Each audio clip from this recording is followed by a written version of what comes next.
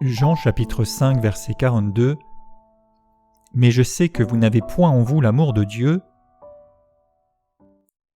Mais cette déclaration fait suite au verset précédent où Jésus disait « Vous ne voulez pas venir à moi pour avoir la vie, et je ne tire pas ma gloire des hommes. » Et en fait, dans ce verset, il révèle la racine profonde du rejet par ces personnes, c'est qu'ils n'avaient pas en eux l'amour de Dieu. Je sais, c'est une connaissance. Le verbe grec ici parle d'une connaissance profonde, intime, expérimentale. Ce n'est pas simplement une supposition ou une observation superficielle. Jésus voit dans les cœurs. Une autre traduction dit « Je vous connais ». Donc Jésus ne parle pas à partir d'une impression ou de choses qu'il observe ou qu'il aperçoit, mais il parle à partir d'une connaissance réelle et profonde. Il voit au-delà des apparences religieuses. Vous n'avez pas en vous l'amour de Dieu, ou bien vous ne possédez pas, ou vous êtes dépourvu, ou bien il manque l'amour. Leur connaissance religieuse n'est pas animée par un amour vivant. En fait, c'est comme s'il leur disait « Vous prétendez être très religieux, faire beaucoup de choses par amour pour Dieu, par zèle pour sa gloire, mais vous trompez les autres, mais vous ne pouvez pas me tromper moi. Je sonde les cœurs, je vous éprouve, je suis témoin de vos actions, mais surtout de ce qui se passe en vous, et quoi que vous prétendiez, je sais que le véritable amour de Dieu n'habite pas en vous, et c'est la raison pour laquelle vous ne me recevez pas. » Donc la question est profonde, de l'intérieur, pas de la pratique, de l'extérieur, de ce qui est dit, de ce qui est sur les lèvres ou ce qui est démontré, mais de ce qui se passe dans les cœurs. Jésus sonde les cœurs. Il voit au plus profond de tout à chacun. Il nous connaît. Et il vous dit aujourd'hui « Je te connais.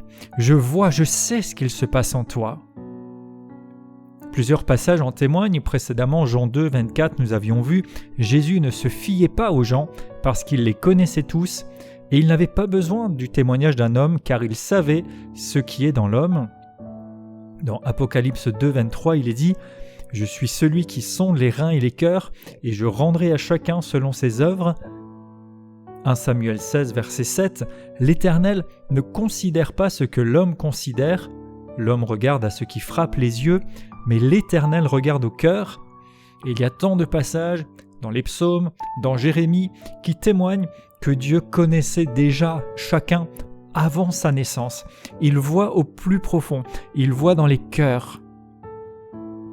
En fait, on peut démontrer beaucoup de choses extérieurement et peut-être même donner une image et entraîner des personnes dans ce sens-là, mais on ne peut pas tromper Jésus avec une façade religieuse. Jésus voit dans nos cœurs. Il voit dans nos cœurs.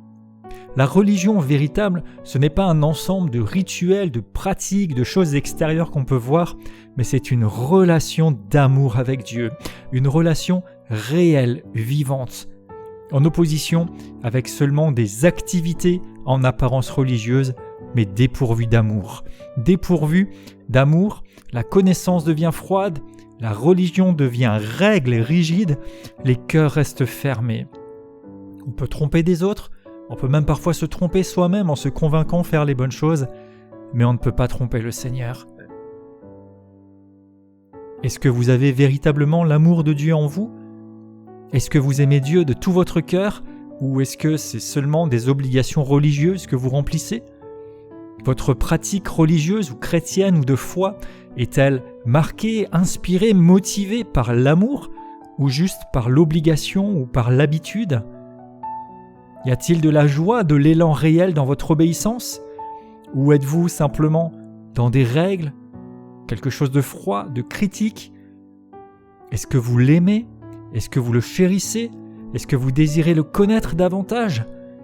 Pas juste de l'extérieur, mais vraiment de l'intérieur, comme quelque chose d'intime, de profond, de réel.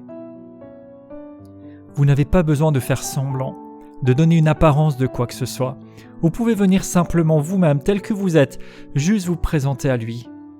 Et alors, l'aimer véritablement, le connaître vraiment, vous abandonner à lui et recevoir le véritable. Pas juste des images, pas juste des apparences, pas juste des habitudes. Il voit dans les cœurs. Il reprochait à ces hommes « Je vois dans vos cœurs, vous n'avez pas vraiment l'amour de Dieu. » Aujourd'hui, il voit dans vos cœurs. Il voit dans votre cœur ce qui peut-être n'est qu'apparence, ce qui peut-être n'est qu'une muraille, ce qui peut-être n'est qu'une image projetée. Donc arrêtez de faire semblant. Mais il voit aussi dans votre cœur la sincérité de votre faim et soif, votre recherche. Il voit dans votre cœur quand vous vous tournez sincèrement vers lui, que vous désirez aspirer après sa présence, marcher avec lui, le suivre. Et il vous dit « Je te vois, je te vois. Viens simplement à moi, tel que tu es. » Tu n'as pas besoin de passer par tous ces standards, toutes ces obligations, toutes ces règles qui parfois te paraissent insurmontables ou inatteignables. Je vois ce qui est en toi. Viens simplement, viens à ma rencontre, reçois mes instructions, reçois ma parole, viens dans ma présence, par la prière, par l'adoration, par la méditation des Écritures, et je t'amènerai là où tu ne penses pas pouvoir aller toi-même. Viens simplement. Je déclare dans le nom de Jésus, je renonce aux apparences religieuses. Je vis dans la réalité de l'amour de Dieu. J'accepte et j'accueille le regard de Jésus sur moi, jusque dans mon cœur. Et je m'attache à ce qu'il voit, à ce qu'il dit de moi, à ce qu'il considère.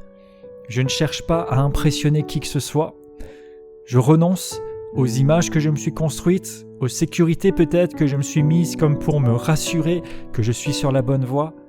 Et je m'abandonne à l'amour de Dieu et la direction divine pour vivre non une religion de règles et de choses extérieures, mais vivre une relation véritable, intérieure, profonde, dans laquelle il puisse se révéler et se manifester au nom de Jésus.